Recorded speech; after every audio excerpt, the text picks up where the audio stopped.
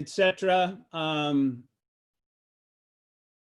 But also, you know, they're not only beginning to realize a new way of conceptualizing national consciousness, which is to say, to appreciate the values of the peasantry, but they also want to set these people free. They want to be spokesmen for these people, right?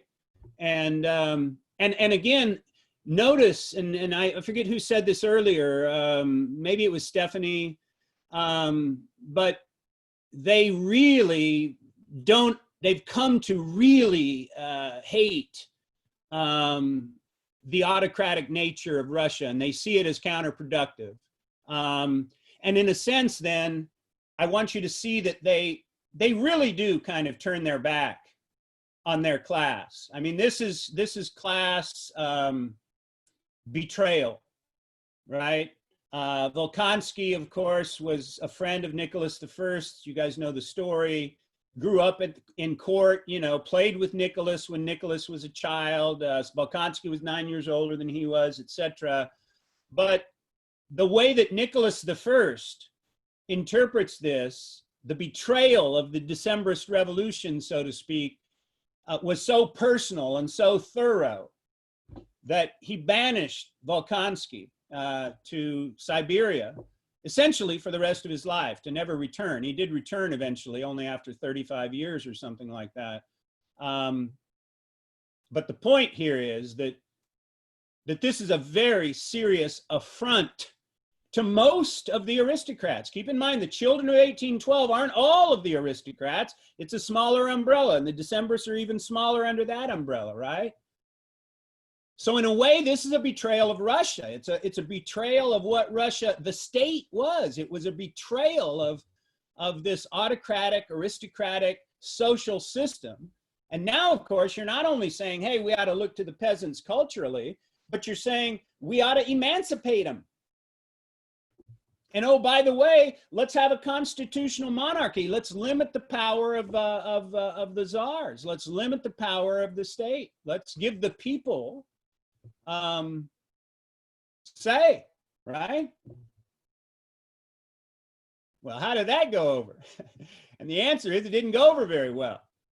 Nicholas will have a history. The czars throughout the rest of the century will have a history of suppression and repression, right? Of cracking down, of as Mr. Kuzam said, of actually increasing the taxes on the peasantry, right? And so the point here is that the children of 12 are emerging, or children of 1812 are emerging. They're emerging into a different way of understanding Russia.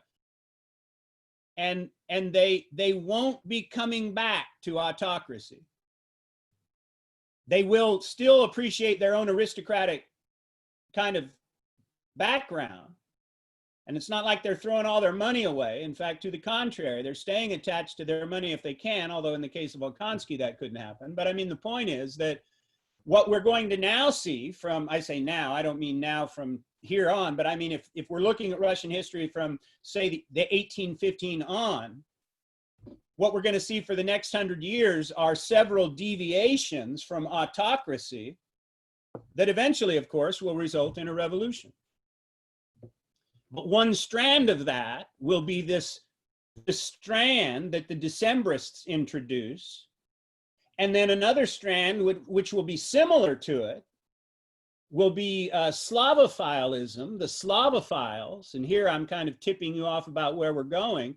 The Slavophiles would be people who also fetishized and glorified the Russian peasant, but they, not just for his peasant ways, but notice, for the Christian socialism, the Orthodox kind of community sense that these Slavophiles would create in their own heads. Now, I want you to see something. This will be the last thing I'll burden you with today.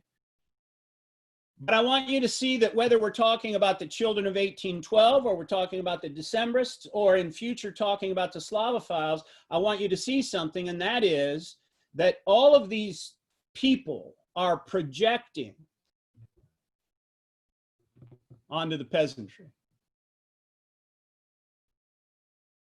I'm not sure they know the peasantry all that well. They will speak as though the peasantry is the heart of, Russia.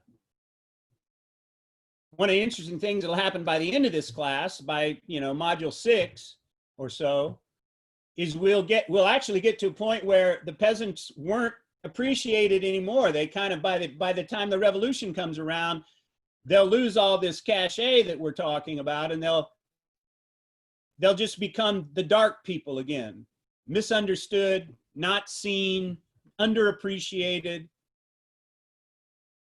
And so this is the long arc of Russian history here has, the peasantry in its view, if that makes sense. Okay.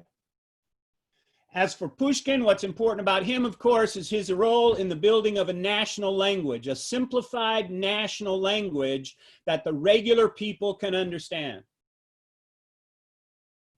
He takes regular Russian language, uses it in his literature, in his poetry, not written for the peasants necessarily, but his fundamental part in the story so far is that of all the people who were literary types, he would mine a common language and codify, so to speak, a common language. All right.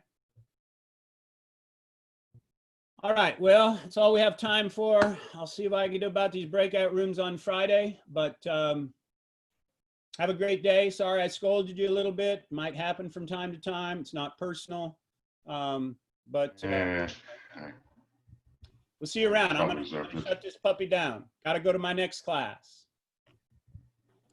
Have a good one.